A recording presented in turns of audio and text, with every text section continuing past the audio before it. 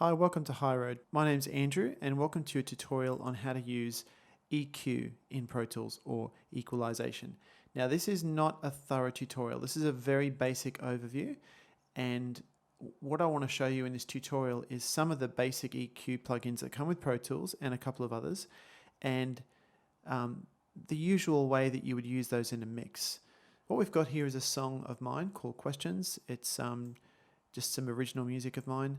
And I've chosen it because it has a full spectrum of instruments. It's got drums, a couple of guitars, bass, and vocals. So it's a fairly thick sounding mix. Never really heard questions formed on lips, but then breath could not be stirred. So it grew.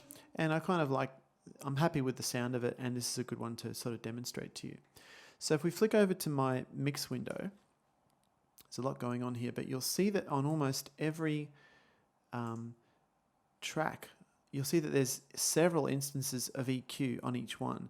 So I use EQ as probably my main plugin, and a lot of mixers would say that too, I would say.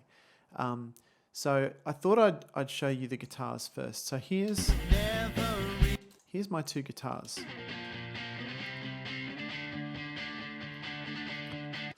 And I've doubled the same part essentially to make it sound wide, and I've panned them both to the hard left, hard right. And up here you'll see I've got 4 instances of EQ. Now the first one here, this is a plugin that comes free with Pro Tools. It's called EQ3 7-band. So this is the 3rd version of this plugin that Avid, I think, have released. And it's a really good, useful overall EQ tool. It allows you to have 5 bands of EQ plus a low pass and high pass filter, which it gives you 7 altogether. So what I've done here on my guitars, the first EQ that you've got in front of you here, I've actually bypassed all of the low frequencies up to, well, starting at around 50 hertz and up. So I've done that because in a mix, there's so much else going on in the low end. You've got bass and drums, the kick drum down here. You don't really need guitars down that low. If the bass and the drums weren't there, then I probably wouldn't do this because there would need to be some low end in the mix, but there's so much low end coming from other instruments in the mix that you don't need them in the guitars. This doesn't make the guitars sound tinny or thin. It actually makes them sound clear. You can hear them in the mix because they're not muddying up the low end. So that's the first thing I've done on both my guitars. The next thing was, my next one is I've pulled out some information here from, it looks like my high mids, which is 1.38 kilohertz. That's because there was a frequency there that I didn't like. So I pulled it out with this next instance of EQ. Now I could have done this in the first one. I could have done it there, but I kind of like having each EQ doing a different thing so I can keep my session organized. The next EQ that I've got here is, by the way, that 1.3 kilohertz, that's sort of, that's in the mid-range, by the way. And I found an unpleasant frequency in my guitars that I didn't like, and I felt that when I pulled it out, the mix sounded better. The next one we've got here is an EQ of mine called Vibe EQ. This is by Stillwell, and I like this EQ because it's very colorful. It adds a lot of, I guess, a lot of color to whatever you put it on. It's not a neutral EQ. This one that comes with Pro Tools, this one's a very neutral EQ. It doesn't really add any sound of its own. It just pushes or pulls away frequencies that you tell it to. Vibe EQ, however, adds its own sound, and it's quite exaggerated. And on guitars and drums, I like the way this sounds. Particularly in this one, all I've done is added a little bit of 2.5 kilohertz. So I'll show you what this sounds like. I'll put my guitar in the middle. Actually, no, I'll come back to that. I'm gonna show you what the last one's for. The last EQ I've put on here is not doing anything. All it's doing here is a little boost of 1.5 decibels. Sometimes I do this if I've already set up all my other EQs and I've got them the way I like, and I've maybe already done a mix and I've set up all my automation, and I just need the guitars to be a tiny bit louder without going and changing something else which could affect something else. Sometimes I'll just stick an EQ on the track as the last plugin and just use it to kind of give that track an overall boost. So that's all that one's doing. So this is 4 different ways you could use your EQs, and this is just guitars. So let me show you what those all sound like. I'm going to go put this in the middle. By the way, the reason this is a stereo track is because I recorded it with 2 different microphones, but I blended them to mono. There we go. Close enough. Okay, so I'm going to play this guitar part and I'm going to turn off my low end bypass. This is what it sounds like currently mixed. It's bypassed. In fact, I'm going to turn off all of these so you can just hear the natural. That's my natural guitar part. That's as it was recorded. So this is my, this is the one where I've taken out the low end.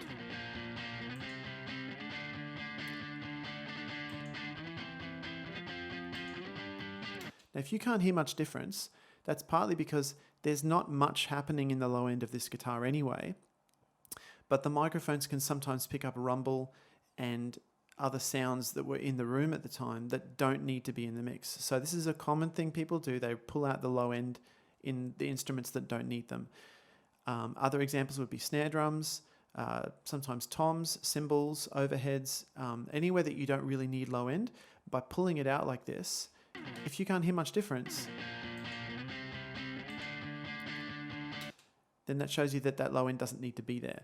But when you add that up, when you pull out these low frequencies, when you add that up across a whole mix, it gives you a whole lot more clarity and allows the low instruments to come through. All right, here's the next one. This is the one where I pulled out a little bit of mid.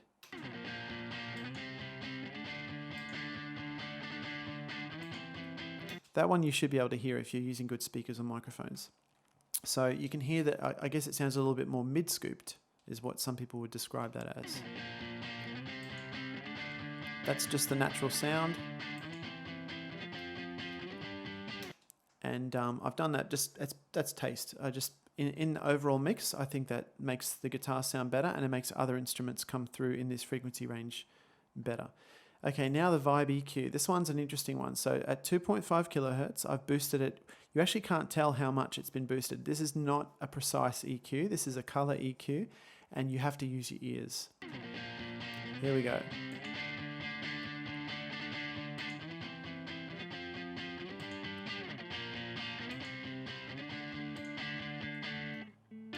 So I like the way that sounds on there. And the last one, the boost. That's just adding 1.5 decibels of overall volume to that track. So I'll put everything back the way it was. And now what I want to show you is how the Pro Tools EQ, if we put this on the Mastertrack over here so that it's affecting the entire overall track, I'm going to sort of just give you a demonstration of what each frequency band sounds like in the mix. You would never actually put an EQ on the Mastertrack here unless you're mastering or unless there's something really wrong with the mix. So this is on the overall sound with everything on, and we're going to go through this mix one band at a time. So let's look at the high pass frequency filter first. So you have to press in to actually make this work.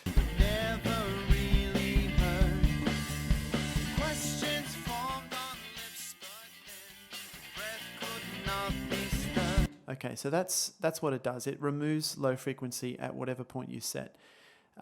This knob here changes how steep the drop-off of that curve is, like that. If you really want to just be precise, you can choose the steepest one. If you're after a gentle boost,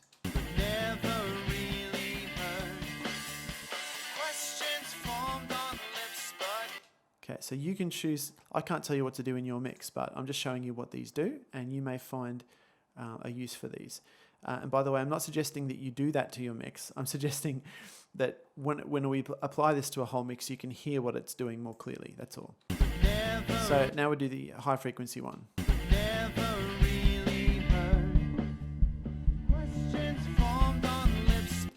Okay, so that removes the high frequencies and makes it sound more muffled, as you can hear.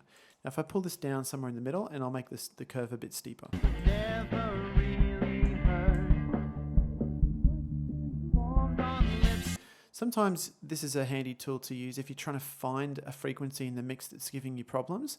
It does help you to kind of remove everything a frequency at a time to sort of pinpoint something that you're trying to identify. Okay, so that's high and low frequency pass filters. Now we've got our 5 bands of EQ down here. A lot of guitar amps and a lot of hi-fi systems just have 3 bands, low, mid, high. This has that too. We've got low down here, which is set to about 100 Hertz. Then you've got 3 bands of mid, because this is mixing, it's not hi-fi. We're trying to be a bit more precise. So the low mid frequency is set to 200 Hertz, the mid frequency 1000, and the high mid frequency 2000.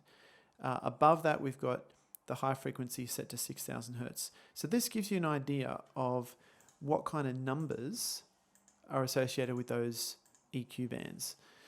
Right, so let's start with the mid frequency one because it's the easiest one to hear, I'd say. So the big yellow knob down the bottom is either boosting or pulling out frequencies. Never really heard. Questions formed on lips, but then. Okay, so that frequency, I think, if you push it too hard, it makes things sound a little bit honky and a little bit nasal. Never really heard.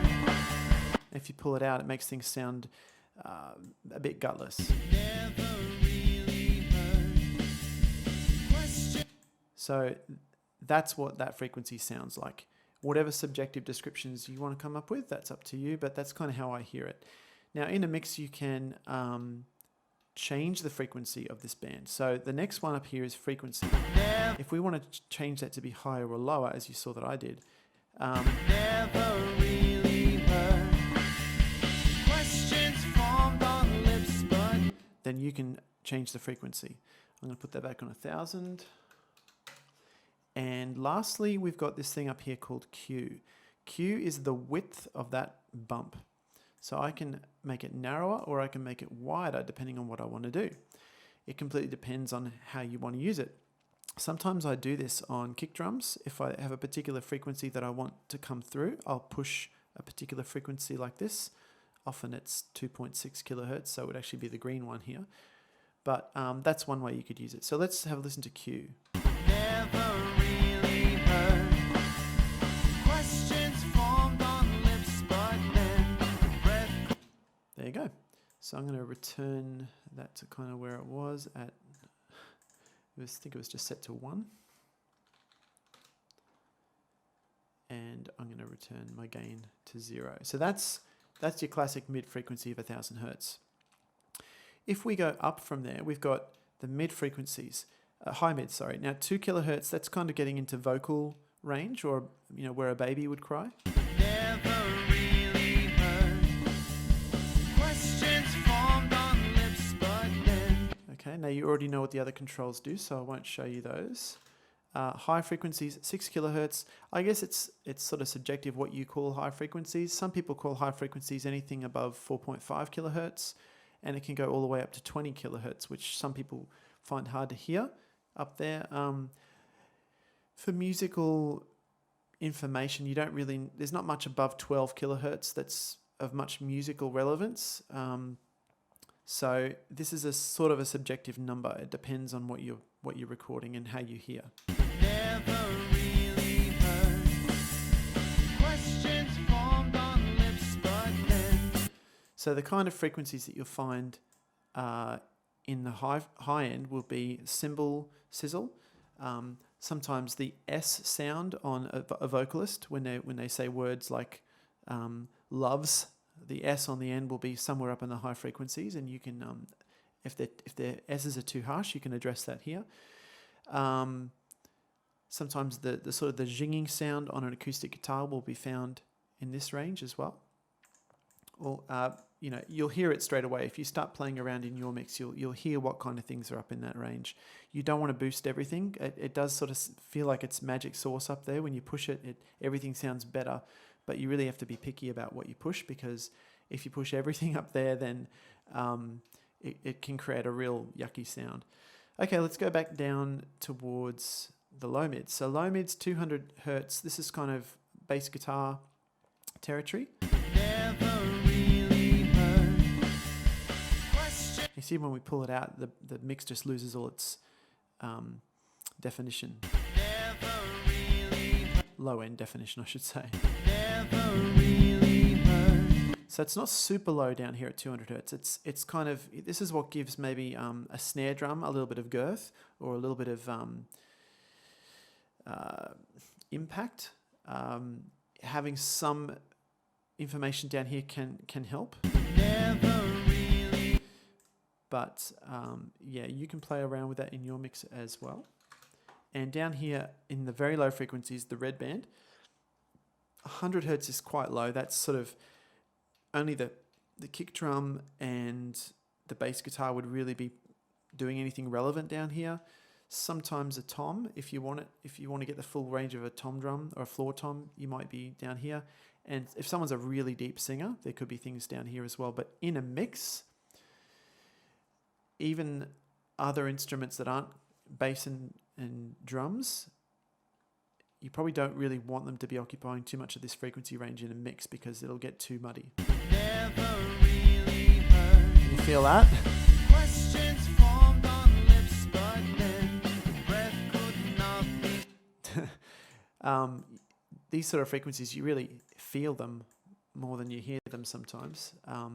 Okay, so that gives you hopefully an idea of what EQ does in a mix. And I've shown you a little bit of how it works on a guitar part, but all these principles apply to other instruments too. So if you're doing vocals, I'll show you my vocal one. I took out the low end and I boosted around 1.56 kilohertz in this particular instance. I've also got another EQ, I think here, where I've boosted several other frequencies and taken a few out.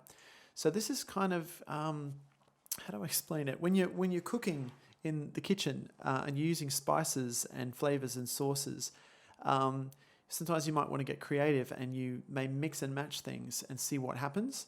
EQ can be a bit like that. You may find that certain plugins like this one is a nice precise surgical tool, whereas one like this is more like throwing lots and lots of pepper and spice.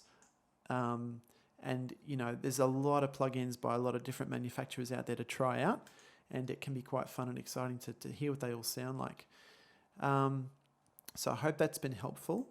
Now, if you're interested in learning more about which frequencies might relate to which instruments, I'd recommend that you go to Google and do an image search for orchestral frequencies or maybe rock band frequencies. And what you will find is a whole bunch of these color charts, really interesting, inspiring color charts that show you how each instrument relates to which frequency. And this is an interesting one I found because it's got color bands that relate to the Pro Tools ones, well, quite closely anyway. You've got red for bass, orange, yellow, green for the mids, and blue for high frequency. And you can see here the way each instrument traverses the different spectrums of frequencies. And this gives you some idea of what's happening when you're EQing. There is a lot more to this. There's overtones and harmonics and fundamental frequencies that, need to be understood. But essentially, if you use your ears and something sounds good, then go with it. And if you're finding that that's not working for you, then maybe you need to learn more about these topics. But for now, just go and have fun and experiment in Pro Tools and try some of the things that I've shown you, and hopefully that works for you. All right, bye for now. See you in the next video.